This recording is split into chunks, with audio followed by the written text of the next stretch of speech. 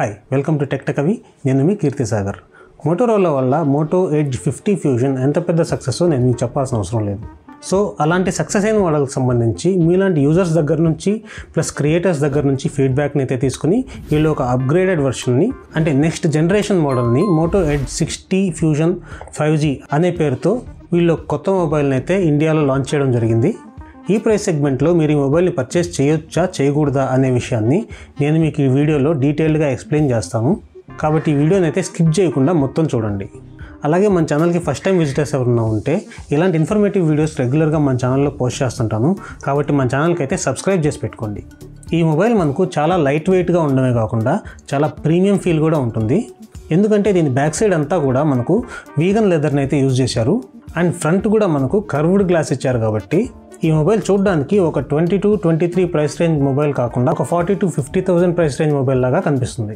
అలాగే ఈ మొబైల్ మీకు కర్వ్డ్ స్క్రీన్తో వస్తుంది కాబట్టి వీటికి ప్రొటెక్టివ్ స్క్రీన్స్ కూడా అంత ఈజీగా ఏం దొరకవు. వీటికి యూవీ గ్లాస్ అయితే వస్తుంటాయి. మొబైల్ షాప్ వాళ్ళు కూడా వాటిని వేసుకోమని అయితే సజెస్ట్ చేస్తుంటారు. కానీ మీరైతే ఆ యూవీ స్క్రీన్ ప్రొటెక్టర్స్ని అయితే వాడొద్దు.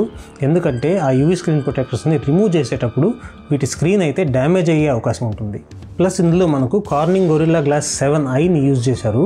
కాబట్టి ఈ స్క్రీన్ అయితే కొంచెం స్ట్రాంగ్గానే ఉంటుంది. అంత ఈజీగా ఏం డ్యామేజ్ అవ్వదని చెప్పుకోవచ్చు.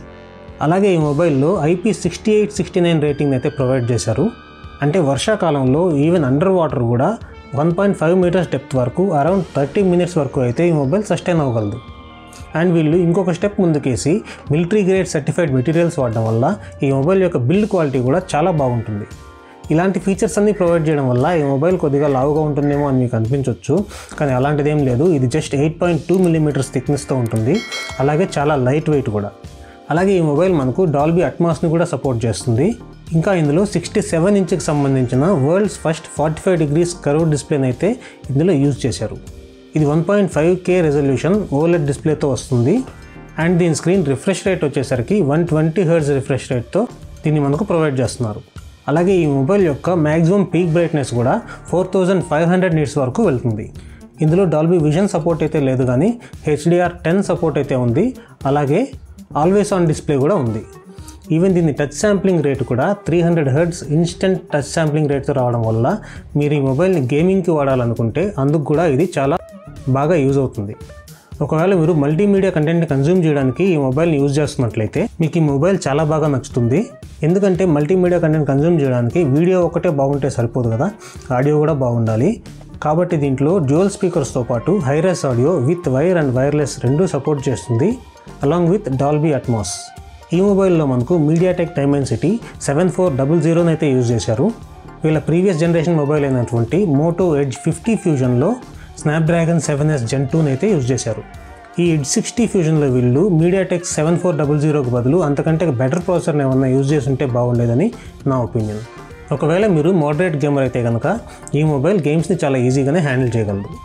అలాగే ఒకవేళ మీరు హై లెవెల్ గేమ్స్ ఆడేట్లయితే ఈ మొబైల్ మీకు అంతగా సపోర్ట్ చేయదనే చెప్పుకోవాలి. ఇంకా ఇందులో మనకు LPDDR4X ర్యామ్కి బదులు LPDDR5Xని ప్రొవైడ్ చేస్తుంటే బాగుండేది. అలాగే UFS 2.2 స్టోరేజ్కి బదులుగా UFS 3.1 స్టోరేజ్ని ప్రొవైడ్ చేస్తుంటే ఇంకా బాగుండేదని నా ఒపీనియన్. అలాగే దీని AnTuTu బెంచ్ మార్క్ స్కోర్స్ కూడా 7 lakhs ప్లస్ క్లాక్ చేస్తుంది. కాబట్టి దీని ఓవరాల్ పర్ఫార్మెన్స్ కూడా బాగానే ఉంటుందని చెప్పుకోవాలి. ఇక OS విషయానికి వస్తే ఇందులో మనకు Android 15ని ప్రొవైడ్ చేస్తున్నారు. దాంతోపాటు 3 years OS upgrades plus 4 years security అప్గ్రేడ్స్ని ప్రొవైడ్ చేస్తున్నారు. కానీ ఇక్కడ మనం గమనించుకోవాల్సిన విషయం ఏంటంటే మోటరోలా వాళ్ళు ఈ OS అప్గ్రేడ్స్ కానీ సెక్యూరిటీ అప్గ్రేడ్స్ కానీ కొంత స్లోగానే ఇస్తుంటారు. ఇంకొంచెం ఫ్రీక్వెంట్గా ప్రొవైడ్ చేస్తే బాగుంటుందని నా ఒపీనియన్. కాకపోతే ఈ మోటరోలా వాళ్ళ OSకి సంబంధించి పెద్ద ప్లస్ పాయింట్ ఏంటంటే వీళ్ళ OS చాలా క్లీన్గా ఉంటుంది, బ్లోట్వేర్ అనేది ఉండదు. అంటే మొబైల్ కొన్నప్పుడు మనకు అన్వాంటెడ్ యాప్స్ కానీ అన్వాంటెడ్ యాడ్స్ కానీ ఉండవన్నమాట. ఇక దీని బ్యాటరీ విషయం చూసుకున్నట్లయితే ఇందాక నేను మీకు ఈ మొబైల్ స్లిమ్గా ఉంటుందన్నాను కాబట్టి ఇందులో తక్కువ బ్యాటరీ బ్యాకప్ ఉంటుంది అనుకోవద్దు.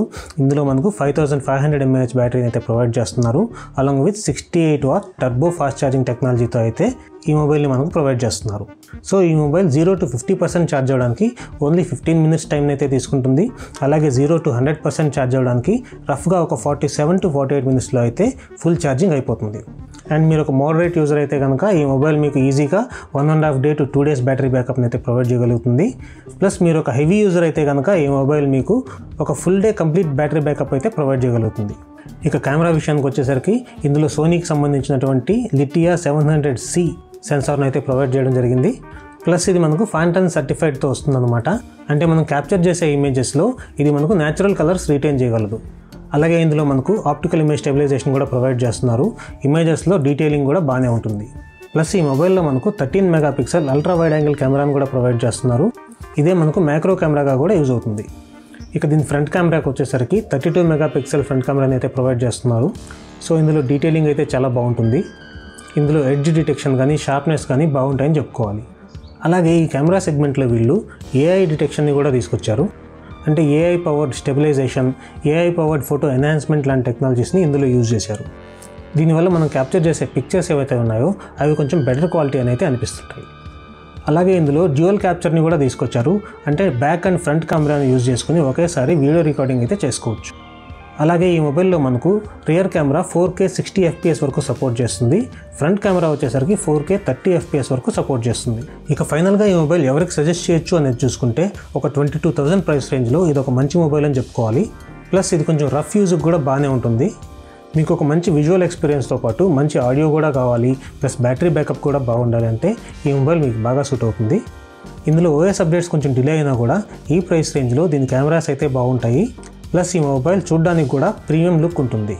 కాబట్టి 22,000 ప్రైస్ రేంజ్లో ఈ మొబైల్ అయితే ఎవరికైనా సజెస్ట్ చేయొచ్చు అని చెప్పుకోవచ్చు.